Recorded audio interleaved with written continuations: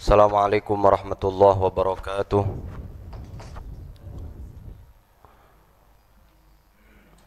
Bismillah walhamdulillah wassalatu wassalamu ala rasulillah Muhammad ibn Abdullah wa ala alihi wa sahbihi wa man tabi'a hudah wa walah wa ba'du. Hadirin jamaah salat zuhur jamaah Masjid Al-Maghfirah yang dimuliakan Allah Subhanahu wa taala. Alhamdulillah, puja-puji dan syukur mari sama-sama kita haturkan kehadirat Allah yang telah memberikan kita berbagai macam kenikmatan. Kita berharap mudah-mudahan seluruh rangkaian ibadah kita diterima oleh Allah serta dijadikan sebagai catatan kebaikan kita pada hari kiamat kelak.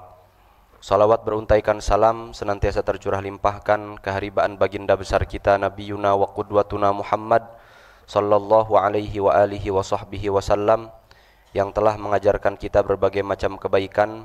Kita berharap tentu mudah-mudahan Allah Subhanahu wa taala menggolongkan kita sebagai golongan orang-orang yang selalu berjalan di atas jalan yang diajarkan oleh baginda besar kita Nabi Yuna wa Qudwatuna Muhammad sallallahu alaihi wa alihi wa sahbihi wasallam. Hari ini Habib sedang berhalangan hadir. Salam untuk jamaah semuanya. Kita doakan mudah-mudahan Habib senantiasa diberikan kesehatan panjang umur, juga mudah-mudahan senantiasa diberikan kelancaran dan kemudahan di setiap aktivitas dan urusannya. InsyaAllah hari ini kita sama-sama akan kembali mengkaji kitab At-Taqrirah As-Sadidah karya Asy-Syaikh Hasan bin Ahmad bin Muhammad Al-Kaf, murid dari Asy-Syaikh Zain bin Ibrahim ibn Sumaid. Kemarin kita sudah selesai membahas masalah syarat-syarat wajib sholat. Ada berapa tuh Pak syarat-syarat wajib sholat tuh? Syarat-syarat wajib sholat ada berapa? Ada 6. Islam, berakal, baligh, kemudian suci dari haid dan juga nifas, kemudian bulughud da'wah, sudah sampai kepadanya pengajaran agama Islam. Yang terakhir salamatul hawas, sehat panca indranya. Dia kenapa kagak sholat itu? Mungkin agamanya bukan agama Islam. Oh enggak, orang dari kecil Islam. Oh mungkin belum balik kali. Lah belum balik bagaimana, orang jenggotnya udah panjang banget. Belum balik. Ya mungkin dia enggak sehat panca indranya. Lah bisa ngomong sih, bisa lihat, bisa dengar. Nah, mungkin dia tidak berakal alias gila. Gokil, gila.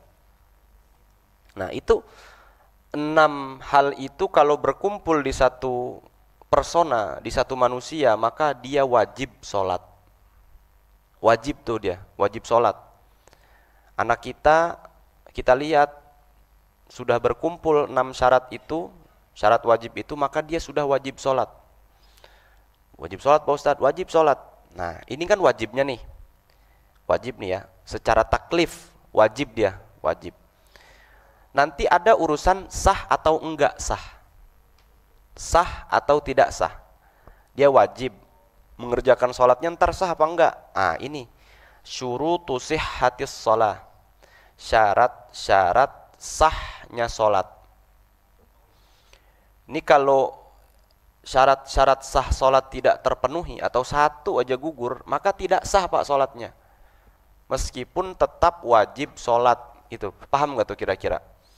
Ini kaitan pembahasannya sebenarnya masalah taklif dan wad'i nanti namanya. Cuman biar gampang dipahami, itu dia tetap wajib, tapi nanti ketika pelaksanaannya sah atau tidak, nah urusannya dengan syurutu sihhatis shalah, dengan syarat-syarat sah salat. Makna syuruti sihhatis shalah ay la tasihhus salatu illa idza tawaffarat hadhihi syurutu min bidayatis salati hatta nihayatiha. Yang dimaksud dengan syarat-syarat sah salat itu ialah salat tidak akan menjadi sah kecuali 6 hal syarat-syarat sah salat ini, hal-hal ini ada 7 ya Pak ya. Ada 7 hal ini terkumpul pada satu orang min bidayatis shalah, dari awal salat hatta nihayatiha, sampai akhirnya.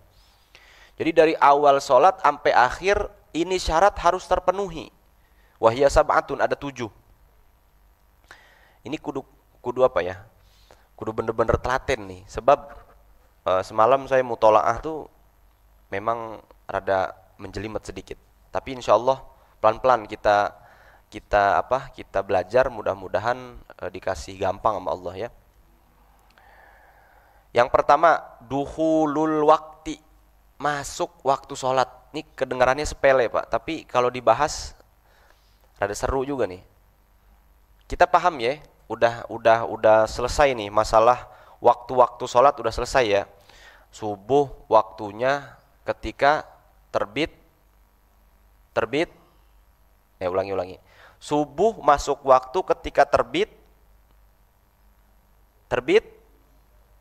apa Pak? Terbit fajar sodik. Terbit apa Pak?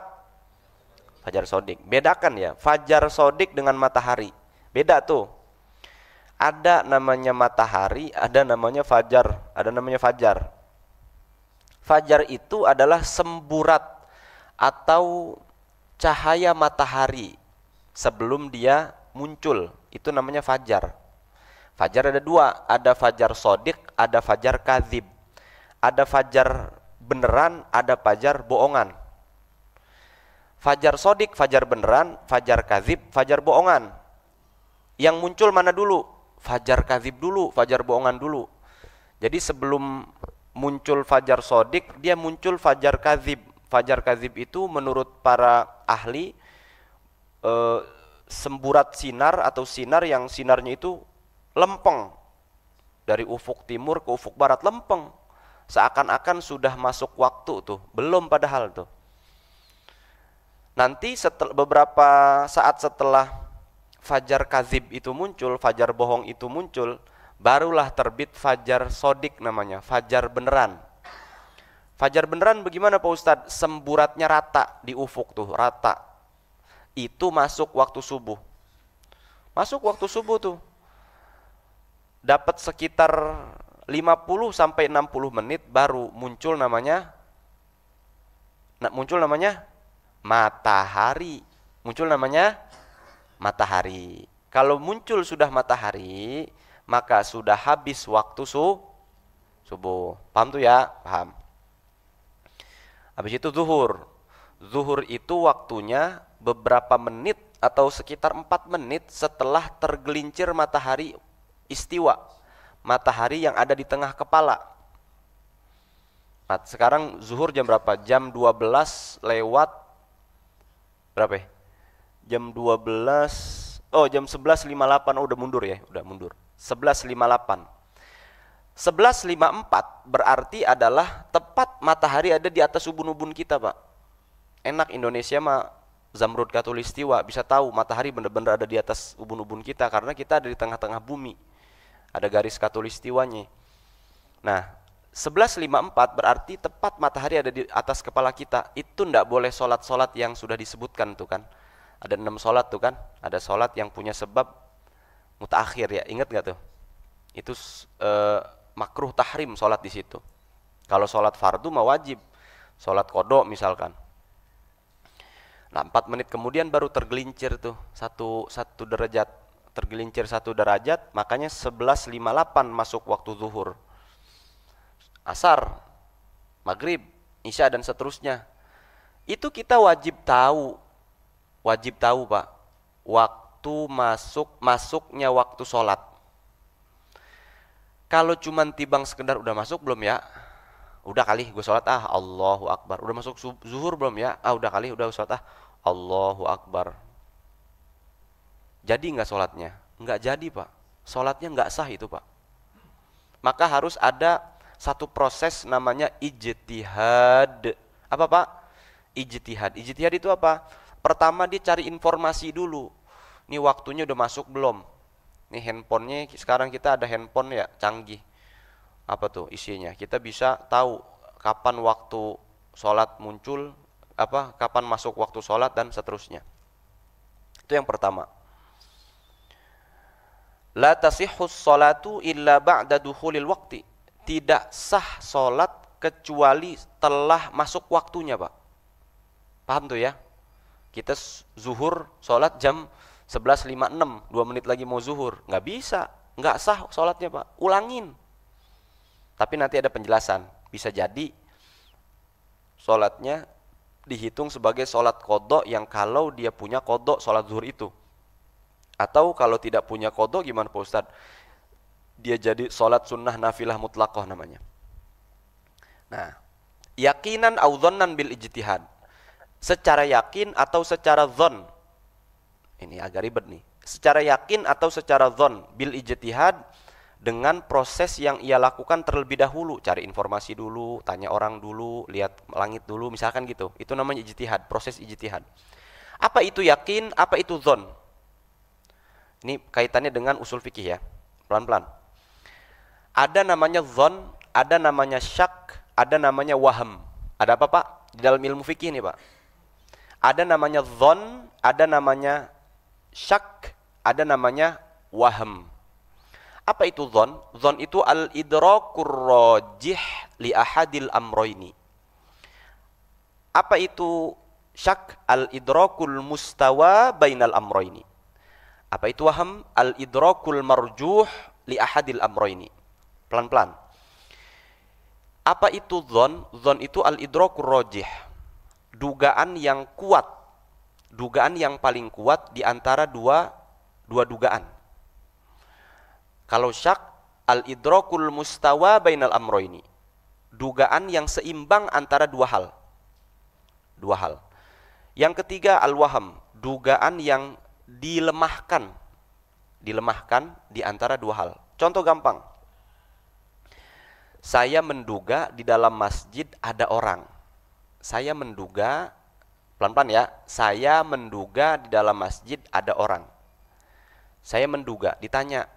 Menduga kuatnya berapa persen? Menduga kuatnya 70%. Berarti 70% dia dhon. Paham gak tuh Pak? Dia dhon. Sisanya 30% itu namanya waham. Berarti dia waham bahwa di dalam masjid ada orang. Kalau dia ragu-ragu, nimbang-nimbang 50%, 50%. Saya ragu-ragu nih, di dalam masjid ada orang apa enggak ya?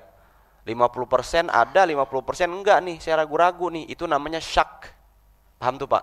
Kalau benar-benar 100% gue tahu di dalam masjid pasti ada orang. Sebab tadi gue lihat, namanya yakin. Paham gak tuh? Ya, yakin. Nah, di sini kita tahu waktu sholat sudah masuk itu yakinan au dhonnan. Derajatnya kudu yakin. Kita tahu banget, ini mataharinya udah condong dikit ke barat nih. Ini mau udah zuhur lewat dikit nih. Maksudnya udah masuk waktu zuhur beneran. Atau dhonnan, kita nggak ngelihat langsung ke matahari sih, kita ngelihatnya lewat aplikasi handphone sih, atau jam sih, itu namanya dhon. Paham tuh ya Pak ya? Intinya Pak, kalau mau sholat jangan raba-raba, jangan jangan berkira-kira tanpa melihat apapun. Lihat dulu, kita bangun tidur, aduh ini udah subuh belum ya? Atau ini udah zuhur belum ya? Mau tidur dari jam 10 pagi. Udah zuhur belum ya? Udahlah, gue wudhu aja, sholat aja lah gitu. Udah kali. Enggak, jangan begitu. Lihat dulu jamnya, lihat dulu langitnya. Oh, langitnya masih mendung nih, rada mendung. Jangan-jangan zuhur jangan-jangan subuh besoknya gitu kan. Tidurnya kelewatan. Lihat handphone, oh masih aman nih, berarti sudah masuk. Itu kudu tahu begitu tuh. Kalau enggak maka tidak sah sholatnya. Lanjut ya. Maratibu ma'rifati dukhulil waqt. Jadi untuk mengetahui waktu itu sudah masuk atau belum, ini ada maratibnya, ada level-levelnya. Yang pertama untuk bisa kemudian menjadi syarat sah salat maksud saya ya. Yang pertama imkanu ma'rifati yaqinil waqti ka ghurubi syamsi. Dia secara mampu bisa melihat bahwa ini sudah masuk waktu. Contohnya seperti ghurubus syamsi, sudah terbenamnya matahari, masuk waktu maghrib. Yang kedua wujudu mukhbirin an ilmin. Ada orang yang ngasih tahu, udah masuk waktu maghrib. Tadi gue lihat matahari udah nyelup. Itu ya. Yang ketiga as-sa'atul mujarrabah awil muadzinu thiqah fil ghaim. Ada waktu-waktu yang tertentu, ada waktu-waktu yang sudah teruji memang. Jadi seperti contohnya aplikasi handphone ya yang sudah teruji, memang dia sudah menjadi waktu sholat yang abadi. Kalau beberapa hari setelah hari anu, maka sholat zuhur mundur sekian menit gitu. Itu namanya sholat waktu yang abadi. Awil muadzinu thiqah, ada orang muadzin yang sudah terpercaya, emang dia udah kebiasaan bertahun-tahun azan sampai dia tahu waktu sholat itu kapan aja. Fil ghaimi, kalau lagi mendung. Ini mau ngomongin nggak ada teknologi nih Pak. Yang keempat, imkanul ijtihad minal basir bihirfah au nahwiha. Ada orang yang bisa melihat, orang normal punya mata gitu bisa melihat. Memang kerjaannya dia adalah ngedelengin waktu sholat. Ya, imkanul ijtihad minal a'ma bihirfatin au nahwiha. Ada orang yang, mohon maaf ya, tunanetra tapi memang kerjaan dia adalah ngedelengin, merasakan waktu sholat. Yang keenam, at-taqlid, ngikut. Ini tetap saya baca, meskipun pada intinya kita kalau untuk mengetahui masuk atau belumnya waktu sholat itu menjadi salah satu syarat sahnya sholat Pak. Jadi jangan ujuk-ujuk sholat, lihat dulu, oh udah azan, oh di HP saya udah dikasih tahu, oh ternyata matahari sudah masuk ke dalam ufuk, berarti sudah ghurubus syams atau sudah masuk waktu maghrib. Masail fi dukhulil waqt, ini ada beberapa masalah di dalam masuknya waktu sholat. Lau hajama 'ala sholati biduni ijtihadin fi dukhulil waqti fama hukmu sholati. Ada orang yang secara tiba-tiba sholat aja dengan tanpa proses mencari informasi terlebih dahulu. Udah kali udah sholat udah kali udah masuk waktu sholat gue mau sholat aja Fama hukmu sholati, apa hukum sholatnya? Ditilik Pak. La tasihhu sholatuhu wa in waqa'at fil waqti li'adamil jazmi bin niyah. Maka tidak sah sholatnya meskipun ternyata sudah masuk waktu. Li'adamil jazmi bin niyah, karena tidak ada jazam niat. Saya ulangi Pak. Aduh, baru bangun. Ya sholat aja, nggak pakai nilik-nilik lagi, paham nggak? Nggak pakai ngelihat jam lagi, nggak pakai ngelihat handphone lagi. Ini sholat tinggal berapa menit lagi, nggak pakai begitu. Udah aja dia sholat, Allahu Akbar. Tapi pada faktanya sudah masuk waktu sholat. Apakah sholatnya sah? Tidak sah. Li'adamil jazmi bin niyah, karena nggak ada jazam niat. Sholat itu Pak, atau semua ibadah itu harus namanya jazam niat. Apa Pak? Jazam niat, kepastian niat. Harus ada kepastian niat. Oke. Kalau agak sedikit ngejelimet, saya sederhanakan. Contoh, sedang sholat, tiba-tiba suara geledek. Kita ingat lagi sholat, suara geledek. Bahwa cucian kita atau jemuran kita belum diangkatin. Ngomong nih dalam hati nih, ini perhatikan nih, ngomong dalam hati. Kalau hujan, gue batalin nih sholat. Pernah gitu nggak? Kalau hujan, gue batalin nih sholat. Ada kalonya. Kalau gue batalin nih sholat. Pada saat itu juga sholatnya batal Pak. Nggak makin nunggu hujan. Ada kalonya, paham nggak tuh? Kenapa ada pengkalauan itu membatalkan sholat? Itu namanya munafatul jazmi. Menafikan jazam niat. Jadi niat jazam di dalam sholat itu kudu utuh dari awal sholat sampai terakhir. Nggak boleh ada pengkalauan, nggak boleh ada ta'lik. Kalau anak saya datang atau kalau istri saya ngetok pintu, saya batalin sholat, saya buka pintu, itu langsung batal sholatnya Pak. Kalau hujan, gue batalin sholat, gue mau ngangkat jemuran, langsung batal sholatnya. Karena jazam niatnya nggak utuh, paham tuh ya? Begitupun dengan masalah masuk waktu sholat. Meskipun dia sudah masuk ke dalam waktu sholat pada faktanya, tapi kalau tidak ada ijtihad sebelumnya, tidak ada proses mencari tahu sebelumnya, sholatnya nggak sah. Kenapa? Li'adami jazmin niyah, li'adamil jazmi bin niyah. Tidak ada jazam niatnya dia. Kenapa tidak ada jazam niatnya? Kan di dalam sholat kan gini, usolli, contoh sholat zuhur, usolli fardhu zuhri, itu kan 3 yang yang perlu ada disebut di dalam hati kan, namanya qasad, ta'arud, ta'yin. Ulangi, qasad, ta'arud, ta'yin. Itu niat tuh Pak, minimal 3 tuh yang harus disebut tuh. Qasad itu usollinya, ta'arud itu fardonya, ta'yin itu ya zuhur, asar, maghrib, isya. Setidaknya ada 3 hal itu yang disebut. Saya niat sholat fardu zuhur, kalau bahasa Indonesianya. Kalau bahasa Arabnya usolli fardhu zuhri, itu minimal ada disebut di dalam hati itu 3 tuh. Kalau enggak jadi itu sholatnya tuh. Lah, kalau misalkan dia usolli fardhu zuhri tanpa dia tahu sebelumnya ini udah masuk waktu apa belum, ya dia sebenarnya bukan sholat zuhur tuh, karena dia tidak punya jazam niat waktu zuhur. Paham nggak? Paham nggak tuh? Waduh, ini diem aja, paham apa kagak ini? Kalau dia sholat zuhur, ya, tanpa mengetahui dulu sebelumnya ini udah masuk waktu apa belum, tanpa dia cari proses informasi dulu tuh, tanpa ada proses mencari informasi dulu tuh, udah masuk waktu apa belum. Meskipun pada faktanya kemudian dia sholatnya sudah masuk waktu, tapi tidak sah sholatnya Pak, karena tidak ada jazam niat, tidak ada keterkaitan niat, keterikatan niat. Kenapa tidak ada keterikatan niat Pak Ustadz? Nih, ketika niat sholat itu kan harus ada qasad, ta'arud, ta'yin. Usolli fardhu zuhri. Ketika dia berniat usolli fardhu zuhri, sedangkan dia tidak mencari tahu dulu udah masuk waktu zuhur apa belum, maka pada saat itu dia sedang tidak ada ikatan atau keterkaitan dengan waktu zuhurnya. Sebab tidak ada proses mencari tahu dulu tuh. Makanya yang gampang mah cari tahu dulu ini udah masuk waktu zuhur belum. Oh ya udah, ini udah masuk waktu zuhur, berarti ngomong usolli fardhu zuhri di dalam hatinya sah tuh, maka sholatnya pun ikut sah. Gitu kira-kira tuh ya. Ya, nanti dilihat aja dah di YouTube Al-Maghfirah BP Jam Sostek, diulang-ulang ini maksudnya gimana sih ini gitu. Yang kedua nih, masalah kedua, itu tadi masalah pertama clear tuh ya. Pokoknya sebelum sholat lihat dulu, cek jam, cek handphone. Lagi orang Islam mah handphonenya minimal punya ini Pak, punya aplikasi azan tuh, atau aplikasi masuk waktu sholat. Kalau saya di Play Store tuh, kan saya Android nih, pakainya Digital Falak namanya Pak, Digital Falak, F-A-L-A-K, Falak. Jadi kita tahu nih asar 2 jam 34 menit lagi.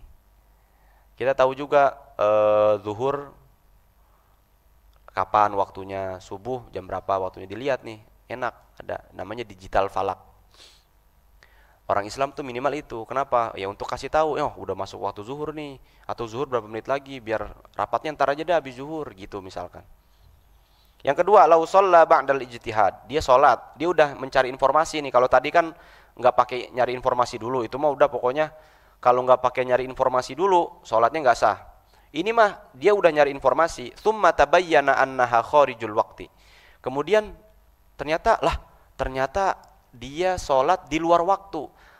Ya, dia sholat ternyata di luar waktu. Fama hukmu sholatih, maka sholatnya seperti apa? Dia udah cari-cari tahu nih, ini udah subuh belum ya, gitu ya, udah masuk subuh belum ya? Dia udah ternyata dia lihat jam udah, dia lihat handphone udah, sholatlah dia. Ternyata dia aplikasi handphonenya error misalkan, atau jamnya sudah mati. Ternyata dia kelewatan waktu subuhnya, misalkan gitu ya. Fihi tafsil, ada rinciannya begini. Idza waqa'at qabla dukhulil waqti, kalau ternyata dia sholat sebelum masuk waktu, dia ngelihat handphone aplikasinya ternyata error. Dia ngelihat jam, ternyata jamnya jam ngaco, baterainya habis misalkan gitu. Dia sholat aja, ternyata istrinya datang, lah ayah sholat apaan? Orang belum azan subuh sih udah sholat gitu. Nah, fatakunu qada'an in kanat alaihi faitah. Maka sholat yang ia lakukan itu menjadi sholat qada kalau ternyata dia punya qada subuh, atau dia pernah melakukan sholat subuh, pernah meninggalkan sholat subuh, belum masuk waktu udah sholat duluan. Maka itu sholat yang dia lakukan menjadi qada, sholat yang pernah ia tinggal, sholat sejenis yang pernah ia tinggal. Wa illa waqa'at nafilatan mutlaqah. Kalau tidak kalau dia tidak punya sholat yang ditinggal, subuh mah dia aman terus. Ya udah jadi sholat sunnah nafilah mutlaqah. Wa idza waqa'at ba'da khurujil waqti, lah ternyata sudah lewat nih subuhnya. Ya udah, fatakunu qada'an litilkas shalah. Itu sholatnya jadi qada. Paham enggak tuh? Pas lagi sholat, bininya lah ayah, udah lewat waktunya sih. Lagian dari tadi dibangunin, bukannya bangun, baru dah tuh sholat subuh. Dia ngeh, oh ternyata sudah lewat waktu subuh. Ya udah, sholat barusan sah adanya, jadi qada sholat subuh hari itu. Gitu, paham tuh ya Pak ya? Paham. Yang kedua, syarat pertama tadi apa tuh? Dukhulul waktu ya, masuk waktu sholat. Intinya cek handphone, cek jam, tanya orang sekitar, udah masuk apa belum. Yang kedua, istiqbalul kiblah, madep kiblat Pak. Ini penting nih, saya utarakan nih. Ini 5 menit lagi insyaallah. Istiqbalul kiblah, madep kiblat. Yajibu istiqbalu ainil kiblah inda Syafi'iyah. Wajib madep kiblat secara ta'yin, secara ain. Itu kiblat itu mana Pak? Kiblat itu Ka'bah. Kiblat itu mana Pak? Ka'bah. Ka'bah bagi orang yang ada di Masjidil Haram. Ulangi, kiblat itu mana Pak? Ka'bah. Pokoknya inti kiblat itu di Ka'bah Pak. Seluruh bumi nih kiblatnya kemana? Ke Ka'bah. Ini ke Ka'bah, kubus nih contohnya, kubus. Tapi kan kayaknya ribet Pak Ustadz, ngukurnya bagaimana? Iya sekarang ada teknologi, kalau orang dulu bagaimana? Nah ribet kan? Kalau orang yang di Masjidil Haram harus benar-benar madepnya ke Ka'bah. Orang yang di luar Masjidil Haram setidaknya madepnya ke Masjidil Haram.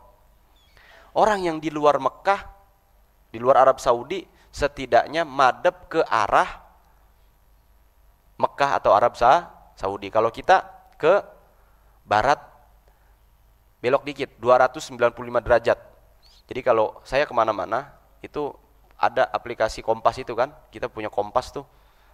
Tahu Kompas, busolah itu, 295 derajat itu adalah titik koordinat Ka'bah, titik koordinat kiblat. Ingat-ingat tuh 295 derajat. Apa yang harus madep? Yang harus madep itu dada, Pak. Apa, Pak? Dada. Jadi kalau sholat Pak, itu dadanya diem-diem. Imma meskipun nanti dia di tahiyat akhir, Assalamualaikum warahmatullah, lehernya aja yang gerak nih. Jangan nama dada-dadanya Assalamualaikum. Wah, ini ke Manchester nih Pak nih. Iya, udah bukan ke Mekah lagi nih. Bye-bye. Ya, ulangi ya. Kalau lagi sholat, dadanya diem-diem. Ini kita alhamdulillah sudah sudah sertifikat ini. Memang dulunya kita rada miring ke kiri ini ya, bener-bener barat. Sebenarnya memang rada kiring ke kanan. Suatu hari itu saya sholat, ini bener nggak ini? Pas pertama-tama tahun 2018 tuh. Lah, kurang miring ke kanan nih. Karena kita taunya kan ke barat-barat aja kan. Padahal barat dikit nih, barat apa istilahnya tuh? Barat daya apa barat laut itu namanya? Ke kanan lagi dikit. 295 derajat. Nih, kita kurang miring 16 derajat nih kita dulu sebelum 2018 nih. Makanya agak miring lagi kan? Itu setelah kemudian kita panggil dari Kementerian Agama untuk ngukur nih. Alhamdulillah sekarang sudah insyaallah benar-benar nyampe ke kiblat ya, Ka'bah. Kemudian Pak, yang harus kita perhatikan itu dada ya, dada tuh harus benar-benar udah Allahu Akbar diam, dada ini. Palanya mah mau jenengok kanan kiri nggak masalah. Lagi sholat, ada yang manggil, Nu'man. Sholat lagi. Batal nggak sholatnya? Enggak batal. Nengok kanan kiri itu nggak batal.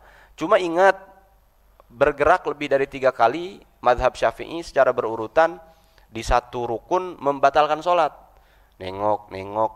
Udah batal sholatnya. Paham nggak tuh? Nengok itu tidak membatalkan sholat, kecuali nengoknya sedada-dada. Nu'man, apa? Lah, jadi itu membatal sholatnya. Yang sering harus diperhatikan apa tuh? Ketika tahiyat akhir, Assalamualaikum warahmatullah. Kan ada orang gini nih, set. Assalamualaikum warahmatullahi set. Waduh, kemana-mana itu. Jadi ini yang kudu ke kiblat tuh. Jadi assalamualaikum, palanya aja. Leher saya sakit Pak Ustadz. Ya udah, nggak usah terlalu dipaksain. Assalamualaikum warahmatullah. Sekedar gerak aja. Assalamualaikum warahmatullah. Nggak apa-apa. Yang penting dadanya jangan ngikut. Kalau dadanya ngikut, lagi sholat, ya, ngikut. Wah itu bahaya itu. Maka bisa membatalkan sholat karena syarat sah sholatnya hilang. Itu paham ya? Ya masih di dalam masalah istiqbalul qiblah atau menghadap ke arah kiblat. Insyaallah di pertemuan berikutnya kita akan bahas masalah istiqbalul qiblah atau madhab ke kiblat. Jadi memang harus ijtihad dulu Pak, harus ada proses mencari informasi dulu. Kita lagi kemana-mana, lagi liburan, lagi ke hotel atau kemana, kita nanya dulu, ini kiblatnya bener apa enggak. Yang kedua, kita kan sekarang udah canggih nih, ada kompasnya ke handphone ya. Udah dikalibrasi dulu, biasanya kan kalibrasi begini nih, dikalibrasi.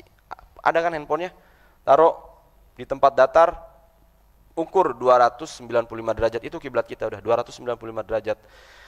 Nggak perlu ngecek atau download aplikasi-aplikasi yang apa namanya kayak Islam kiblat atau kiblat sholat, banyak banyak iklannya kan, ribet. Udah aja inian apa aplikasi kompas yang sederhana itu, cari 295 derajat, udah lurusin kemana segini. Nah udah nih, ini kita sholat ngikutin madhabnya HP. Itu ini ijtihad zaman sekarang nih, zaman now seperti ini, ngikutin aja dada kita handphone. Allahu Akbar. Nanti ada permasalahan sholat di dalam pesawat, sholat di dalam kapal, sholat di dalam kendaraan, boleh apa enggak, kudu madhab kiblat apa enggak, ntar kita bahas tuh Pak di pertemuan selanjutnya. Mudah-mudahan diberikan panjang umur sehatan oleh Allah Subhanahu wa taala. Terima kasih, hadanallahu wa iyyakum ajmain. Wassalamualaikum warahmatullahi wabarakatuh.